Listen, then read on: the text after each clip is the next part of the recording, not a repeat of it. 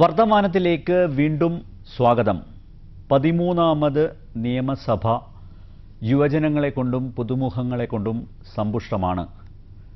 ആ ഗണത്തിൽപ്പെട്ട ഒരു വ്യക്തിയെയാണ് വർത്തമാനം ഇന്ന് പരിചയപ്പെടുത്തുന്നത്. ഇദ്ദേഹം ശ്രദ്ധേയനാകുന്നത് ഇദ്ദേഹത്തിൻ്റെ വിദ്യാഭ്യാസ മേഖലയിലെ യോഗ്യതകൾ ഒന്ന് പരിശോധിക്കുമ്പോഴാണ്. കോഴിക്കോട് സർവകലാശാലയിൽ നിന്നും BSc കെമിസ്ട്രിയിൽ ഗോൾഡ് മെഡലോടുകൂടി 1ാം റാങ്ക്. അത് കഴിഞ്ഞ് ഇലക്ട്രിക്കൽസ് ആൻഡ് ഇലക്ട്രോണിക്സ് എഞ്ചിനീയറിങ്ങിൽ 1ാം ക്ലാസ്സോടെ ബിരുദം. അത് കഴിഞ്ഞ് MBAയിൽ 1ാം ക്ലാസ്സോടെ, ബിസിനസ് അഡ്മിനിസ്ട്രേഷൻ 1ാം ക്ലാസ്സോടെ മാസ്റ്റർ ബിരുദം. അവിടെയും അവസാനിപ്പിച്ചില്ല, LLBയിൽ 1ാം ക്ലാസ്. യൂത്ത് കോൺഗ്രസിൻ്റെ സംസ്ഥാന ജനറൽ സെക്രട്ടറിയും നിയമസഭയിൽ പാലക്കാട് ജില്ലയിലെ തൃത്താല മണ്ഡലത്തിൻ്റെ പ്രതിനിധിയുമായ അഡ്വക്കേറ്റ് VT ബൽറാമാണ് വർത്തമാനത്തിലെ ഇന്നത്തെ അതിഥി. വർത്തമാനത്തിലേക്ക് അദ്ദേഹത്തെ സ്നേഹാദരങ്ങളോടെ സ്വാഗതം ചെയ്യുന്നു. വർത്തമാനത്തിലേക്ക് സ്വാഗതം. പാലക്കാട് ജില്ലയിലെ ഒരു പരമ്പരാഗത സാധാരണ കർഷക കുടുംബത്തിൽ നിന്നാണ് താങ്കളുടെ വരവ്. എങ്ങനെയാണ് രാഷ്ട്രീയത്തിലേക്ക് പ്രവേശിക്കുന്നത്? അങ്ങനെ പറയപ്പെട്ട ഒരു രാഷ്ട്രീയ പാരമ്പര്യമൊന്നും എനിക്കില്ല. പ്രധാനമായി എൻ്റെ അമ്മാവനൊക്കെ അവിടുത്തെ മണ്ഡലം പ്രസിഡൻ്റൊക്കെ ആയിരുന്നു കോൺഗ്രസിൻ്റെ മുൻപ്. പക്ഷേ മരിച്ചിട്ട് ഒരുപാട് വർഷമായി. യഥാർത്ഥത്തിൽ ഞാൻ വിദ്യാർത്ഥിയായിരിക്കുന്ന സമയത്ത് എൻ്റെ ഓർമ്മ ശരിയാണെങ്കിൽ 1991 രാജീവ് ഗാന്ധിയുടെ മരണം. അന്ന് ഞാൻ 9ാം ക്ലാസ്സിലെ വിദ്യാർത്ഥിയാണ്.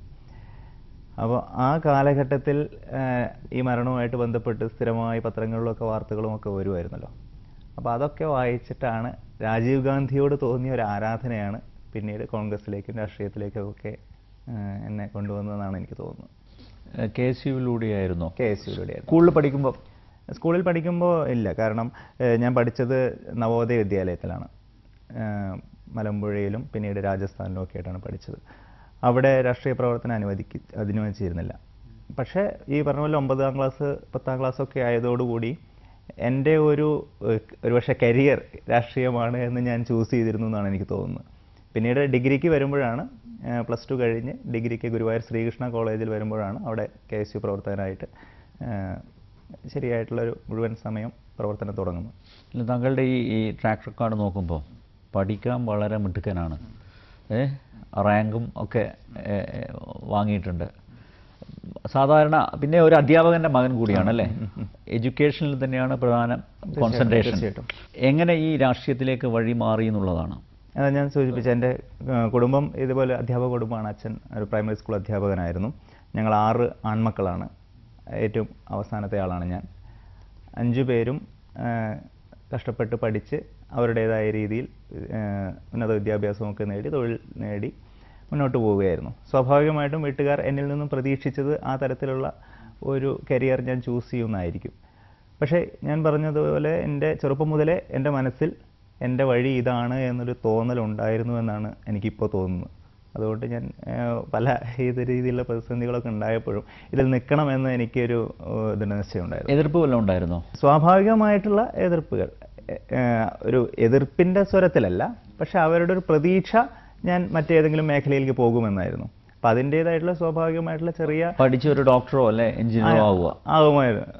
അങ്ങനെ ആയിരിക്കുമായിരുന്നു. പക്ഷേ അവർ ഓരോ ഘട്ടം കഴിയുമ്പോഴും അതോടുകൂടി, ഉദാഹരണത്തിന് ഞാൻ എഞ്ചിനീയറിംഗ് പൂർത്തീകരിച്ചപ്പോൾ അതോടുകൂടി എല്ലാം അവസാനിപ്പിച്ച് ഇനി ജോലിക്ക് പോകും എന്നൊക്കെ അവർ പ്രതീക്ഷിച്ചിരിക്കാം. അപ്പോഴാണ് ഞാൻ പിന്നെ രണ്ടാമത് MBAക്ക് ചേരുന്നത്. അത് കഴിഞ്ഞപ്പോൾ വീണ്ടും അവർ പ്രതീക്ഷിച്ചിരിക്കാം. ഉദ്യോഗത്തിനായിട്ട് ശ്രമിച്ചിരുന്നില്ലേ? ഞാൻ ശ്രമിച്ചിട്ടില്ല. പഠനം മാത്രം. മെയിനായിട്ട് KSU പ്രവർത്തനം തുറന്നുകൊണ്ട് പോകുന്നതിന് വേണ്ടി ഞാൻ കണ്ടെത്തിയ മേഖലകളാണ് ഇത് എന്ന് പറയുന്നതായിരിക്കും കൂടുതൽ ശരി. അല്ല, എനിക്ക് തോന്നുന്നു പൊതുവെ ഈ രാഷ്ട്രീയ നേതാക്കന്മാരെ എടുത്തു നോക്കുമ്പോൾ ഓക്കെ എഡ്യൂക്കേറ്റഡ് ആണ്, പക്ഷേ ഇതുപോലെ എനിക്ക് ഹൈലി എഡ്യൂക്കേറ്റഡ് ആവുമെന്ന് തോന്നുന്നില്ല. കാരണം റാങ്കുള്ളവരൊക്കെ വളരെ വിരളമാണ് ഈ പൊതുവെ ഈ കരിയർ, രാഷ്ട്രീയ നേതാക്കന്മാരുടെ കരിയർ എടുത്തു നോക്കുമ്പോൾ. അല്ലേ, അങ്ങനെ തോന്നുന്നില്ലേ? പക്ഷേ ഇപ്പോൾ മാറ്റങ്ങൾ വന്നുകൊണ്ടിരിക്കുകയാണല്ലോ. ഇപ്പോൾ കേരള രാഷ്ട്രീയത്തിലും IAS ആളുകൾ വരെ രാഷ്ട്രീയത്തിലേക്ക് കടന്നു വരുന്ന ഒരു ലേറ്റർ സ്റ്റേജിലാണ്. മുഴുവൻ സമയം തുടക്കം മുതലേ വിദ്യാർത്ഥി സംഘടനാ പ്രവർത്തനത്തിലൂടെ കടന്നു വന്ന് ഈ രീതിയിൽ ചെയ്ത ആളുകൾ ഒരുപക്ഷെ എണ്ണത്തിൽ കുറവായിരിക്കാം. അല്ല, ഈ നമ്മുടെ രാഷ്ട്രീയം എന്ന് പറയുന്നത് കക്ഷി രാഷ്ട്രീയത്തിൽ അധിഷ്ഠിതമാണല്ലേ? അന്ധമായിട്ടുള്ള രാഷ്ട്രീയം, വിദ്യാർത്ഥി രാഷ്ട്രീയം തന്നെ നോക്കുമ്പോൾ ഇപ്പോൾ ഒരു ഭാഗത്ത് SFI, ഒരു ഭാഗത്ത് KSU, നമ്മുടെ പാഠ്യപ്രവർത്തനങ്ങളിൽ അധിഷ്ഠിതമായിട്ടുള്ള ഒരു രാഷ്ട്രീയം അല്ല ഇപ്പം പൊതുവെ വിദ്യാലയങ്ങളിലും ക്യാമ്പസുകളിലൊക്കെ ഉള്ളത്. ഇടയ്ക്ക് രാഷ്ട്രീയം നിരോധിക്കണം ക്യാമ്പസുകളിൽ നിന്ന്, അങ്ങനെ ഒരു അഭിപ്രായവും ഉയർന്നിരുന്നു, സജീവമായിട്ട് ചർച്ച ചെയ്യപ്പെടുകയും ചെയ്തിരുന്നു. താങ്കൾ പഠിക്കുന്ന സമയത്ത് ഇതൊക്കെ മനസ്സിലുണ്ടായിരുന്നില്ലേ, ആശങ്കകളുണ്ടായിരുന്നില്ലേ? എൻ്റെ കലാലയ ജീവിതം ഏതാണ്ട് 10-14 വർഷം നീണ്ടു നിൽക്കുന്നതാണ്. ഒരുപക്ഷെ ഈ വിദ്യാഭ്യാസപരമായിട്ടുള്ള അച്ചീവ്മെൻറ്റിനേക്കാൾ എനിക്ക് തോന്നുന്നു എൻ്റെ ക്യാമ്പസ് ലൈഫിലുണ്ടായ ഒരു വെറൈറ്റി ഒരുപക്ഷെ അധികം വിദ്യാർത്ഥി സംഘടനാ പ്രവർത്തകർക്ക് ഉണ്ടായിട്ടുണ്ടാവില്ല. കാരണം ഞാൻ ആദ്യം പഠിച്ചത് റെഗുലർ കോളേജിൽ BSc പഠിച്ചു. പിന്നീട് എഞ്ചിനീയറിംഗ് കോളേജിലെ ഒരു പ്രൊഫഷണൽ അറ്റ്മോസ്ഫിയറുമായി തൃശ്ശൂർ ഗവൺമെൻറ് എഞ്ചിനീയറിംഗ് കോളേജിൽ, അതിനുശേഷം ഒരു സർവകലാശാല ക്യാമ്പസിൽ MBA ചെയ്തു. അതിനുശേഷം വീണ്ടും ഒരു പ്രൊഫഷണൽ കോളേജ്, എന്നാൽ ഒരു റെഗുലർ കോളേജിൻ്റെ സ്വഭാവമുള്ള പ്രൊഫഷണൽ കോളേജായിട്ടുള്ള തൃശ്ശൂർ ലോ കോളേജിൽ. അപ്പോൾ ഈ 4 കോളേജിലും സംഘടനാ പ്രവർത്തനം, KSU പ്രവർത്തകനായിട്ടും എവിടെയൊക്കെ കോളേജ് യൂണിയനിലേക്ക് മത്സരിക്കുകയൊക്കെ ചെയ്തിട്ടുള്ള ആളാണ് ഞാൻ. അപ്പോൾ അതുകൊണ്ട് തന്നെ എനിക്ക് തോന്നുന്നത് ആദ്യകാലങ്ങളിൽ ഞാൻ ഡിഗ്രിക്ക് പഠിക്കുമ്പോൾ നിസ്സാര വിഷയങ്ങൾ വരെ ക്ലാസ്സുകളിലൊക്കെ പ്രസംഗിച്ച് ഞങ്ങൾ ഓരോ ദിവസവും പൊളിറ്റിക്കലാക്കുമായിരുന്നു. സത്യം പറഞ്ഞാൽ ഓരോ ദിവസത്തെയും പത്രങ്ങളിലെ 3-4 പത്രങ്ങളിലെ എഡിറ്റോറിയൽ പേജ് വായിച്ച് വന്ന് അതിലെ പ്രധാനപ്പെട്ട വിഷയങ്ങൾ വിദ്യാർത്ഥികളുമായിട്ട് കമ്മ്യൂണിക്കേറ്റ് ചെയ്ത് ആ തരത്തിൽ ഇതിനെ കുറച്ചും കൂടി ആശയസമ്പുഷ്ടമാക്കാൻ ആദ്യകാലങ്ങളിൽ കഴിഞ്ഞിരുന്നു. പക്ഷെ പിന്നീട് ക്യാമ്പസ് രാഷ്ട്രീയത്തിൻ്റെ ഒരു അപജയം എന്ന് തന്നെ എനിക്ക് തോന്നുന്നത് ഈ ആശയങ്ങളിൽ നിന്ന് മാറി വെറും സംഘർഷങ്ങളും സംഘടനകളുമായി അതിപ്രസരത്തിലേക്ക് വരുന്നതായിട്ട് എനിക്ക് എൻ്റെ ഒരു 10-15 വർഷത്തെ ഇതിലെ എക്സ്പീരിയൻസ് എനിക്ക് തോന്നിയതാണ്. ഈ കലാശാലയുടെ KSUവിൻ്റെ മുഖപത്രമായ കലാശാലയുടെ എഡിറ്ററായിരുന്നു കുറച്ചു കാലം. 2 വർഷത്തോളം. രാഷ്ട്രീയമല്ലാതെ സാഹിത്യത്തിൽ അങ്ങനെ താല്പര്യമുണ്ടോ? സാഹിത്യ വിഷയം എഴുതാറുണ്ട്. കൂടുതൽ ലേഖനങ്ങളുമൊക്കെ ആയിട്ടുള്ള എഴുത്താണ് കൂടുതൽ. മറ്റ് സാഹിത്യ വിഷയങ്ങളിൽ അങ്ങനെ എഴുതിയിട്ടില്ല. എങ്ങനെയാണ് യൂത്ത് കോൺഗ്രസിൻ്റെ സംസ്ഥാന നേതൃത്വത്തിലേക്ക് വരുന്നത്? സ്വാഭാവികമായിട്ടും ഞാൻ KSUവിൻ്റെ സംസ്ഥാന ഭാരവാഹിയായിരുന്നു. അതിനുശേഷം യൂത്ത് കോൺഗ്രസിൻ്റെ ഒരു നോമിനേറ്റഡ് കമ്മിറ്റിയിൽ സെക്രട്ടറിയായി. അതിനുശേഷമാണ് യൂത്ത് കോൺഗ്രസിൽ ഏറെ നാളുകൾക്ക് ശേഷം സംഘടനാ തെരഞ്ഞെടുപ്പ് കടന്നു വരുന്നത്. സംഘടനാ തെരഞ്ഞെടുപ്പിൽ താഴെത്തട്ടിൽ നിന്ന് മത്സരിച്ച് ജയിച്ചു വന്ന് സംസ്ഥാന ജനറൽ സെക്രട്ടറിയായി. സംഘടനാ തെരഞ്ഞെടുപ്പ് ഒരു അനിവാര്യമായിരുന്നു അല്ലേ അത്? തീർച്ചയായിട്ടും അനിവാര്യമെന്ന് മാത്രമല്ല, ഒരു വലിയ തുടക്കമാണ്. ഒരു സംഘടനയ്ക്കും ഒരുപക്ഷെ നടത്താൻ കഴിയാത്ത അത്ര സുതാര്യമായിട്ടും അത്ര വിപുലമായിട്ടുമുള്ള ഒരു വ്യവസ്ഥ, വളരെ സിസ്റ്റമാറ്റിക് ആയിട്ടുള്ള ഒരു ഇലക്ഷനായിരുന്നു. എനിക്ക് തോന്നുന്നു ഇന്ത്യയിൽ ക്രീമായിട്ടുള്ള കുറേ പേരെ കൊണ്ടുവരാൻ പറ്റിയല്ലേ? ക്രീമായിട്ടുള്ള കൊണ്ടുവരികയല്ല, എമർജ് ചെയ്യാൻ കഴിഞ്ഞു അവർക്ക്. ക്രീമായിട്ടുള്ള ഒരുപാട് ആളുകൾക്ക് ആരുടെയും പ്രത്യേകിച്ചൊരു കൈപിടിച്ചുള്ള സഹായം ഇല്ലാതെ ഫസ്റ്റ് തവണയാണ് കേരളത്തിൽ 10-20 വർഷത്തിന് ശേഷമാണ് ഇത്തരം സംഘടനാ തെരഞ്ഞെടുപ്പ് നടക്കുന്നത്. അതുകൊണ്ട് തന്നെ കോൺഗ്രസ്സിലെ ഗ്രൂപ്പിസത്തിൻ്റെ വലിയൊരു അതിപ്രസരം ഉണ്ടായിരുന്നു ഈ സംഘടനാ തെരഞ്ഞെടുപ്പിൽ.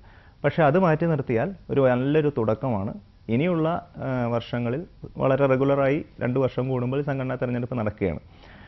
എനിക്ക് തോന്നുന്നു അടുത്ത തവണയും പിന്നീടുള്ള തവണയും 2-3 തവണ ഈ സംഘടനാ തെരഞ്ഞെടുപ്പ് നടന്നു കഴിഞ്ഞാൽ ഏറ്റവും ഡെമോക്രാറ്റിക്കായിട്ട് ചിന്തിക്കുന്ന, ഏറ്റവും ഡെമോക്രാറ്റിക്കായിട്ട് പ്രവർത്തിക്കുന്ന ഒരു സംഘടനയായി യൂത്ത് കോൺഗ്രസ് മാറുമെന്നുള്ള കാര്യത്തിൽ ഞങ്ങൾക്ക് വലിയ ആത്മവിശ്വാസമുണ്ട്. അല്ല, സാധാരണ ഈ ഗ്രൂപ്പ് ഒരു ഫാക്ടറാണ്. നേതൃത്വത്തിലേക്ക് ഉയരണമെങ്കിൽ പിന്നെ സമുദായം അല്ലേ, ഇതൊക്കെ നിർണായകമായിട്ടുള്ള ഘടകങ്ങളാണ്. ഇതൊക്കെ മറികടക്കാൻ പറ്റി. സംഘടനാ നേതൃത്വത്തിലേക്ക് കടന്നു വരുന്നതിൽ സാമുദായിക പരിഗണന ഉണ്ട് എന്ന് എനിക്ക് തോന്നുന്നില്ല. ഒരുപക്ഷെ ഈ നിയമസഭയിലും പാർലമെന്റിലേക്കുമൊക്കെ സീറ്റ് നിർണയത്തിൽ അതൊക്കെ ഒരു ചിലപ്പോൾ ഫാക്ടർ ആയേക്കാം മുൻകാലങ്ങളിൽ. ഇപ്പം എൻ്റെയൊന്നും സീറ്റിൽ അങ്ങനെയല്ല വന്നത്. പക്ഷേ സംഘടനാ തലത്തിൽ ഓരോ തലങ്ങളിലേക്ക് കടന്നു വരുന്നതിന് സമുദായം ഒരു ഘടകമല്ല. ഗ്രൂപ്പ് അഫിലിയേഷൻസ് മുൻകാലങ്ങളിൽ വലിയ പങ്ക് വഹിച്ചിട്ടുണ്ട്. പക്ഷേ ഇത്തവണ ഇനി തൊട്ട് KSUവിലും യൂത്ത് കോൺഗ്രസിലും ഒക്കെ സ്വതന്ത്രമായ തെരഞ്ഞെടുപ്പാണ്. ഗ്രൂപ്പില്ലാതെയും ആളുകൾക്ക് കടന്നു വരാവുന്ന അവസ്ഥയുണ്ടെന്ന്. ഈ രാഷ്ട്രീയത്തിലേക്ക് വരാൻ രാജീവ് ഗാന്ധി സ്വാധീനിച്ചു എന്ന് പറഞ്ഞു. തുടർന്നുള്ള സ്വാധീനം രാഹുൽ ഗാന്ധിയുടെ സ്വാധീനമായിരുന്നു അല്ലേ? തീർച്ചയായിട്ടും. രാഹുൽ ഗാന്ധിയുടെ ആ ഒരു ബ്രിഗേഡിൽപ്പെട്ട ഒരു ആളാണല്ലോ താങ്കൾ. രാഹുൽ ബ്രിഗേഡ് എന്ന് പറയുന്ന വാക്ക് ഇപ്പോൾ പത്രങ്ങൾ ഈയിടെയായിട്ട് ഉണ്ടാക്കിയാണ്. അദ്ദേഹത്തിൻ്റെ ചില അസൈൻമെൻറ്റുകൾ ഏറ്റെടുക്കാൻ ഒരു അവസരം ലഭിച്ചിട്ടുണ്ട്. അതോടൊപ്പം യൂത്ത് കോൺഗ്രസ് പ്രവർത്തനത്തിൽ വളരെ ഇൻവോൾവ് ആണ് രാഹുൽജി. അതുകൊണ്ട് തന്നെ യൂത്ത് കോൺഗ്രസിൻ്റെ പ്രവർത്തനങ്ങളെയാണ് പലപ്പോഴും രാഹുൽ ഗാന്ധിക്ക് വേണ്ടിയുള്ള പ്രവർത്തനങ്ങളായിട്ട് മാധ്യമങ്ങൾ പറയുന്നത്. തീർച്ചയായിട്ടും അദ്ദേഹം പ്രതിനിധീകരിക്കുന്ന ഇന്ത്യൻ രാഷ്ട്രീയത്തിലെ ഒരു മാറ്റത്തെയാണ്. ഒരു മറ്റത്തിൻ്റെ വക്താവായിട്ടാണ് ഞങ്ങൾ കാണുന്നത് അദ്ദേഹത്തെ. അതിൻ്റെ ഭാഗമായിട്ടാണ് നമ്മൾ പൊതുവായിട്ടുള്ള ജനാധിപത്യവൽക്കരണത്തെക്കുറിച്ച് സംസാരിക്കുന്നതിന് മുമ്പ് സ്വയം ജനാധിപത്യവൽക്കരിക്കപ്പെടുക എന്നുള്ള ആശയം മുൻനിർത്തിക്കൊണ്ടാണ് അദ്ദേഹത്തിൻ്റെ ചുമതലയിലുള്ള KSUവിലും യൂത്ത് കോൺഗ്രസിലും ദേശീയ തലത്തിൽ തന്നെ സ്വതന്ത്രമായ തെരഞ്ഞെടുപ്പ് നടത്തി ഒരു പുതിയ നേതൃത്വത്തെ എമർജ് ചെയ്യിക്കാൻ അദ്ദേഹം നടത്തിക്കൊണ്ടിരിക്കുന്ന ശ്രമങ്ങൾ. അപ്പോൾ ആ ഒരു ശ്രമത്തിൻ്റെ കൂടി ഭാഗമായിട്ടാണ് എന്നെപ്പോലുള്ള ആളുകൾക്ക് കൂടുതൽ മുന്നോട്ട് കടന്നു വരാൻ കഴിഞ്ഞത് എന്നുള്ള ഒരു തീർച്ചയായിട്ടും അതിൻ്റെ അടിസ്ഥാനത്തിൽ അദ്ദേഹത്തിൻ്റെ സ്വാധീനം വളരെ വലുതാണെന്ന് പറയേണ്ടി വരും. ഈ രാഹുലുമായിട്ട് ആദ്യമായിട്ട് പരിചയപ്പെടുന്നത് എങ്ങനെയാണ്? ആദ്യമായിട്ട് അദ്ദേഹത്തിൻ്റെ വീട്ടിൽ, അദ്ദേഹത്തിൻ്റെ വീട്ടിലെന്ന് പറഞ്ഞാൽ സോണിയാഗാന്ധിയുടെ വീട്ടിൽ നമ്പർ 10 അപ്പോയിൻമെൻ്റ് എടുത്ത് വരിയിൽ നിന്ന് കണ്ട് പരിചയപ്പെടുമായിരുന്നു ഒരു 4 വർഷങ്ങൾക്ക് മറ്റു മുമ്പ്. പിന്നീട് കഴിഞ്ഞ പാർലമെൻറ്റ് തിരഞ്ഞെടുപ്പ് കാലത്ത് സോണിയാഗാന്ധി മത്സരിച്ച റായ്ബറേലിയിലെ ഒരു ഇലക്ഷൻ ചുമതലയുമായി ബന്ധപ്പെട്ട് എന്നെ വിളിപ്പിക്കുകയുണ്ടായിരുന്നു. അപ്പോൾ ഒരു മാസത്തോളം അവിടെ റായ്ബറേലിയിൽ താമസിച്ച് പ്രചരണ പരിപാടികൾക്കൊക്കെ ഒരു യൂത്ത് കോർഡിനേറ്ററായി പ്രവർത്തിക്കാൻ അവസരം ലഭിച്ചു. ആ ഇടയ്ക്കൊക്കെയാണ് ഒരു പുതിയൊരു അനുഭവം തന്നെ അല്ലേ? തീർച്ചയായിട്ടും ഉത്തരേന്ത്യൻ രാഷ്ട്രീയത്തെക്കുറിച്ച് നമ്മൾ മാറി നിന്ന് മാത്രമായി ഒരു കേട്ടുപരിചയം മാത്രമേ ഉണ്ടായിരുന്നുള്ളൂ. അവിടെ ഒരു മാസം താമസിച്ച് സാധാരണ ബൂത്തുകളിലൊക്കെ പോയിട്ടുള്ള രാഷ്ട്രീയ പ്രവർത്തനം എന്ന് പറഞ്ഞാൽ വലിയൊരു അനുഭവമായിരുന്നു. ഹിന്ദിയൊക്കെ അറിയായിരുന്നു? സാധാരണക്കാരുമായിട്ട് ഇടപഴകണ്ടേ?